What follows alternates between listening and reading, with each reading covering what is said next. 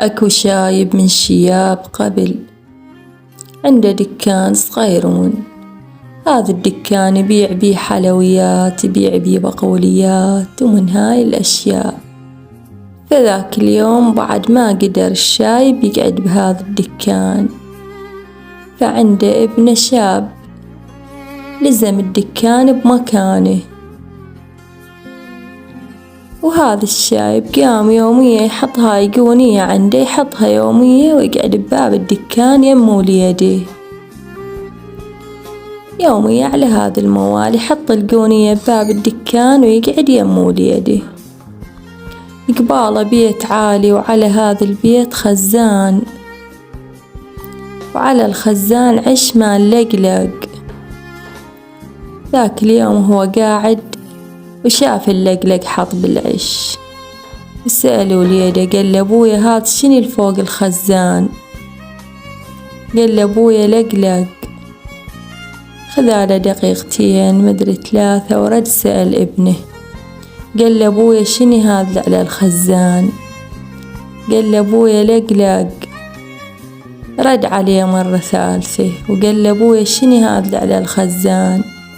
قال له أبويا مو قلت لك لقلق؟ والله أذيتني، قلت لك بعد لا تقلي، قلت لك لقلق. قال له قوم روح للبيت، شنو انت خرفت لو عقلك بيشي؟ كم مرة قلت لك لقلق؟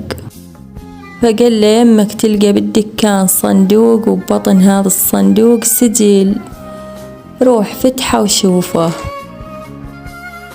راح وليده فتح السجل وشافه، لقى بيه 10 صفحات مكتوب بيهن بويا لقلق، بعد روحي لقلق، بعد قلبي لقلق، بويا لقلق.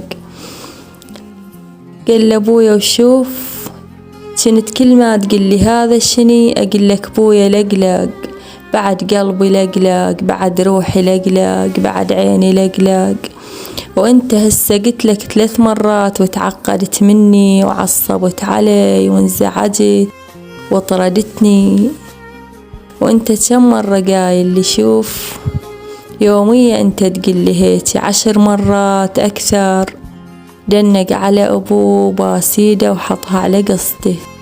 قال له أبويا تريدني مثلك؟ انت أبو وأنا ابن، وهاي سالفتنا. الأبهات والأمهات أمانة عدنا، ولوش ما نسوي ما نوفي لهم، وعدكم آباءكم وأمهاتكم خلوهم بعيونكم واهتموا بيهم. وبعد ما خلصنا سالفتنا ونرجع الروتيننا وتنظيفات رمضان، وهنا نبدي بالمطبخ. ومن بعدها راح أنظف الاستقبال. وأشكركم على هاي تعليقاتكم الحلوة وتحفيزاتكم إلي وتشجيعكم. طلبتوا مني قبل فترة وتأخرت عليكم، فقلت اليوم ما بيها مجال، خل أقوم وأسوي لهم تنظيفات رمضان. ونظفت الكاونتر ورتبت مجراته، وصارت النظافة فول وعلى حسب الأصول.